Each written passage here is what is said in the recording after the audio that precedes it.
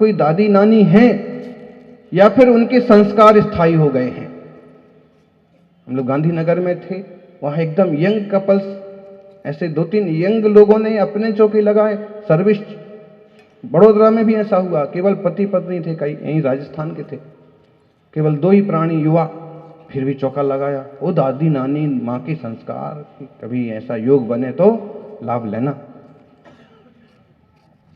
इसलिए तो जो भी आविष्कार हैं सब आप लोगों की देन है। मूलता ही समझें कि ऐसे भगवान सब कुछ जानते हैं, लेकिन राग ना होने से, द्वेष ना होने से कहीं उलझते नहीं है। ऐसे अपने को होना चाहिए, ऐसा कोशिश होना चाहिए कि जानना तो हमारा स्वभाव है, लेकिन उलझना हमारा स्वभाव नहीं है। उलझना विभाव है। कभी कभी अपन बोलते हैं, किसी ने आपसे शिकायत की, आप बड़े हैं और आपसे बोला कि उसने ऐसा बोला, ऐसा बोला, ऐसा बोला। आप उसको बोलते हो कि भाई वो इस टाइप के व्यक्ति हैं, आप उनसे ज्यादा मोर उलझा करो। वो कुछ बोलते हैं, इस कान से सुनो, इस कान से निकाल दो, बराबर। हाँ, लेकिन वो फिर पूछता है कि इस कान से सुनूं, इस कान से निकाल दूं, लेकिन बीच में जो भेजा है इसका क्या करूं।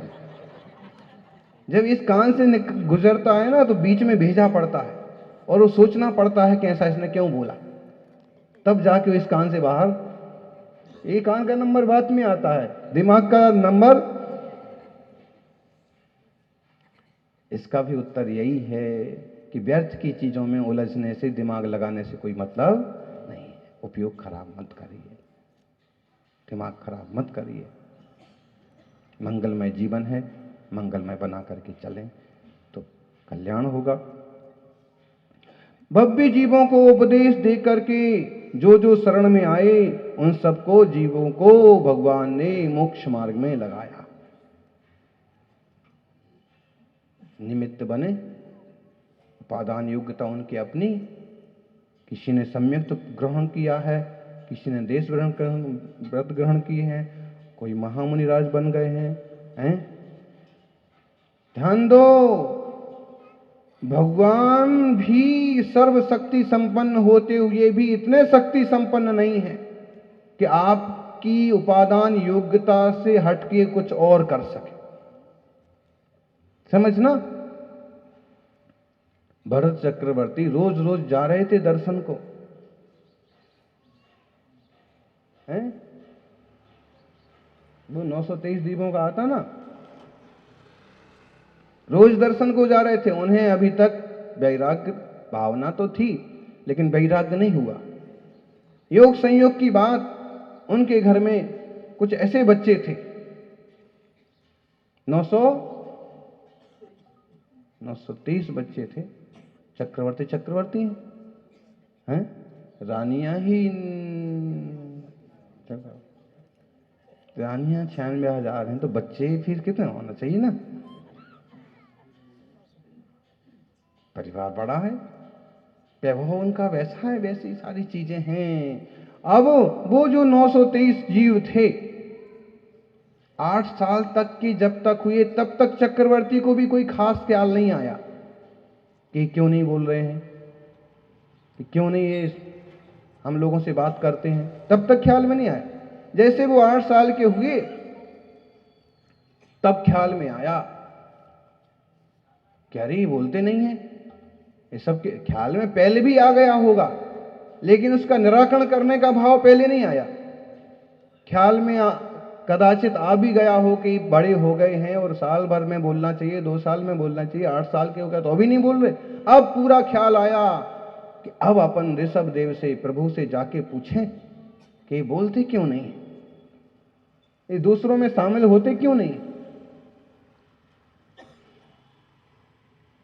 दूसरे दिन समोषण में गए, होनहार देखना। समोषण में पहुंचे और वहां प्रभु से प्रश्न किया, भगवान क्या चक्रवर्ती के यहां भी गूंगी संतान पैदा होती है? प्रभु की वाणी से आया, नहीं। तो ये फिर जो जीव हैं, 923 पुत्र हैं, ये तो बोलते नहीं हैं, किसी और में शामिल होते नहीं हैं, किसी से कोई व्यवहार रखते नहीं है, यहाँ की मम्मी पापा शब्द भी बोलते नहीं है, वैसा व्यवहार करते नहीं है। तो दिव्य ध्वनि से आया, हे चक्रेश, बोलेंगे, अभी बोलेंगे, लेकिन तुमसे नहीं बोलेंगे। यही तो समस्या है। बोले वो सबसे तो बात करते हैं, और जब मेरी तरफ देखते हैं तो मुंह बनाते हैं, मेरे से बात नहीं करते। पड़ोसी से, पड़ोसन से बात करने के लिए उनके पास घंटा घंटा है।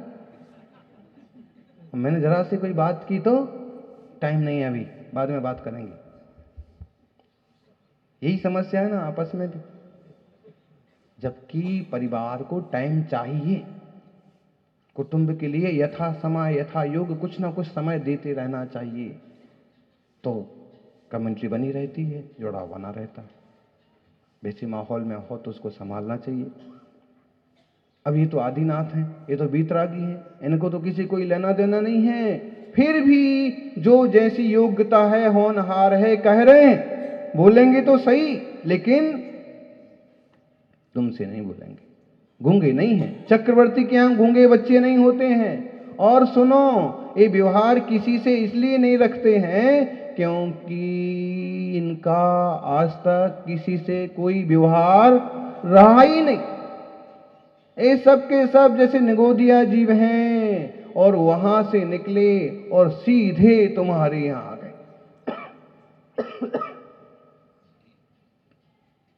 बीच में बोले एक तरफ पर्याय ली, गिंजाई की पर्याय में आए, हाथी के पैर से कुचले गए और तुम्हारे यहां आ गए।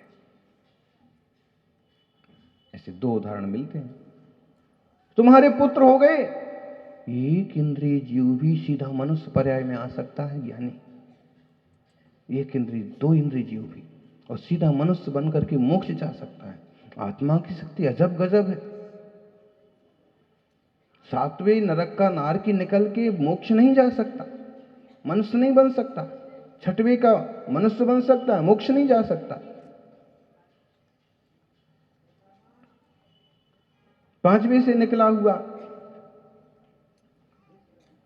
देशवृत्ति बनता है, चौथे से निकला हुआ महावृत्ति बनता है, मोक्ष भी जा सकता है। लेकिन ये जीव निगोद में पड़ा हुआ, जिसने आज तक तरस पर्याय का मुंह भी नहीं देखा, या कदाचित एक बार बीच में तरस हो गया और सीधा मनुष्य होकर के मोक्ष जा रहा,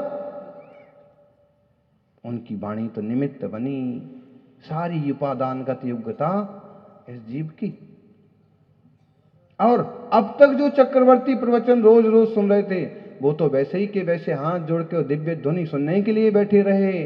और यहां प्रश्न का उत्तर पूरा होते होते वे 923, हाँ, इनका व्यवहार किसी से इसलिए नहीं है क्योंकि इनने कभी किसी से व्यवहार किया ही नहीं। इनका आपस में जरूर व्यवहार है, क्योंकि एक ही पर्याय से एक ही समय निकले हैं और उसी में बरसों बरस रहे। और वो खड़े हुए और बोल पड़े, भगवन दीक्षाम देहि माम। हे भगवान, मुझे, हमें दीक्षा दीजिए। 8 साल के बच्चे चक्रवर्ती सुनकर के दंग रह गए कि इतना मीठा बोलते हैं। मैं अपने बच्चे की बोली कौन नहीं सुनना चाहता, बोलो। कभी कभी तो ये नानियां दादियां 6 महीने का बच्चा लेके आ जाती हैं, बोलती हैं बच्चा बोलता नहीं।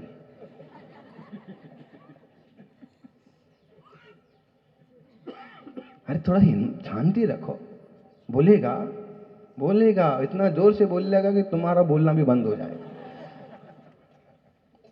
सब चीज का एक समय होता है, सबको प्यारा लगता है, और ये रागियों को तो बहुत ही राग होता है।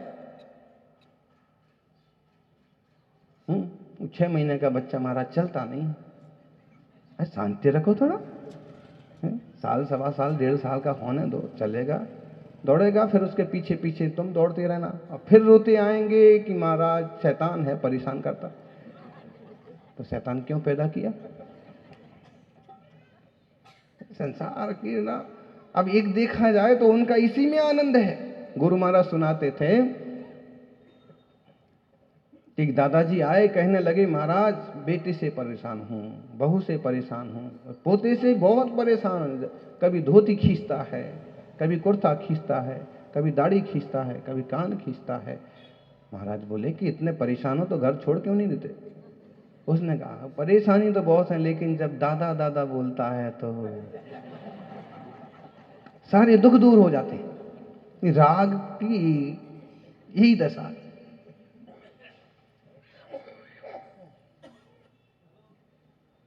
दादा हो, जब दादा बन जाओ तो दादागिरी करना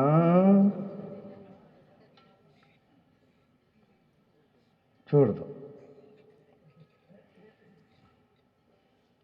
हाथों हाथ निवेदन हुआ, हाथों हाथ सौधर्म, हाथों हाथ पिच्ची कमंडल हाजिर, और 923 छोटे छोटे मुनिराज अंतर मुहूर्त में समोषण में विराजमान हो गए। क्या होनहार इन जीवों की, और क्या उपादानगत योग्यता, और कैसा सक्षम निमित्त, और वो चक्री और उनकी भाई तो फिलहाल देखते रह गए, और ये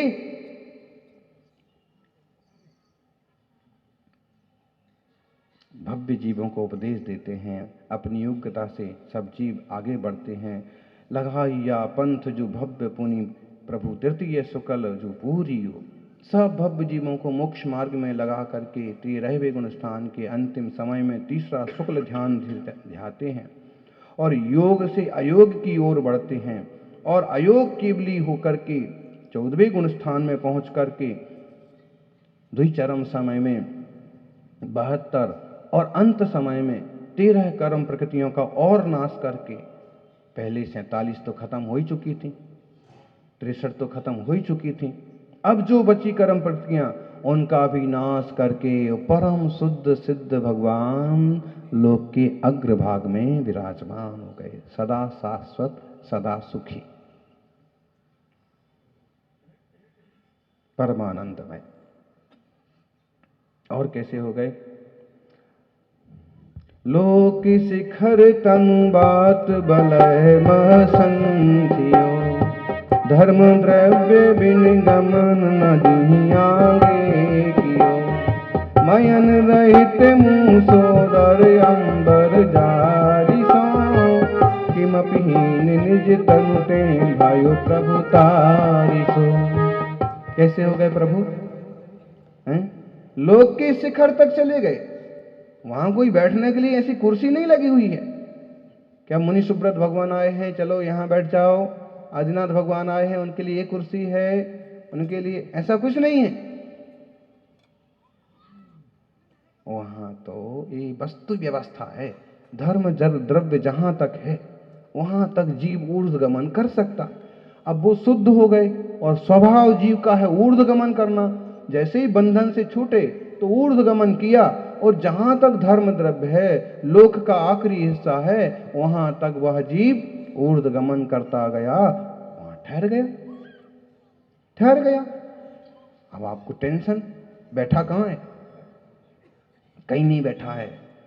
यूं ऊपर का आकाश, आलोक आकाश का जो बीच का है सेंटर स्पेस का, ये स्पेस तो है ही नहीं।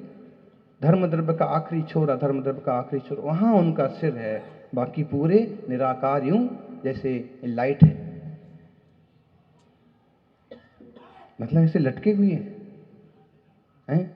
अगर सिद्ध होने के बाद ऐसे लटकना पड़ता है तो हमको तो लटकना तो पुद्गल का होता है। जीव तो शुद्ध है, उसका कोई वजन थोड़ी है, निराकार है, अमूर्तिक है। अब उनकी जो गति है वहां तक गति हो गई, और बैठने के लिए कुछ नहीं चाहिए। अरे यहीं देख लो, चारण रिद्धिधारी मुनिराजों के लिए भी बैठने के लिए जमीन जरूरी नहीं है। तीर्थंकर भगवान केवली होने के बाद भी अधर में बैठे हैं, तो लटके हैं क्या? वहां तो थोड़ा लगता है कि कम से कम नीचे से एक सिंहासन रखा तो है, भले नहीं बैठे उस पर। संसारियों को यही संतोष है कि कम से कम सिंहासन लगा तो है। यही सोच लेते कि ये इनकी रिद्धि है, इसमें ये आनंदित हैं। नहीं, नहीं, वो जीव की स्वाभाविक दशा प्रकट हो रही है कि उसे किसी भी आश्रय की जरूरत नहीं है। सिद्धों को कोई बैठने के लिए जगह नहीं चाहिए, कोई प्लाट नहीं चाहिए। यहां तो प्लाट की बुकिंग कराना पड़ती, और यहां आपके बुकिंग की हो प्लाट पर भी कोई दादा भैया कब्जा कर सकता है, लेकिन वहां की बुकिंग एक बार रत्नत्रय के बल पर करा लो तो कोई दूसरा कब्जा नहीं करा सकता। और वहां बैठने की जगह नहीं है। यूं अधर में सहज शुद्ध आकाश में आत्मा प्रदेश स्थित है। तनुबात बलय में उनकी धर्म द्रव्य के बिना गमन नहीं होता। जहां तक धर्म द्रव्य था वहां तक गमन हो गए, क्योंकि गमन की योग्यता भी उनकी अपनी है, इसलिए गमन हुआ। अधर्म द्रव्य ठहरने में निमित्त है, वहीं तक है अधर्म द्रव्य, इसलिए वो ठहरने में निमित्त है। ठहरने की जीव की खुद की योग्यता है, 47 शक्तियों में एक शक्ति है। तो आप कहोगे कि फिर आकार प्रकार कैसा है? बिल्कुल जैसा मनुष्य अवस्था में वो ध्यान में थे वैसा ही आकार है, लेकिन आकार वैसा होने के बाद भी प्रदेश आत्मा के संकुचित हो गए हैं, इसलिए आकार कुछ कम आकार है। देखो ऐसा मोटा मोटा शरीर तो है नहीं,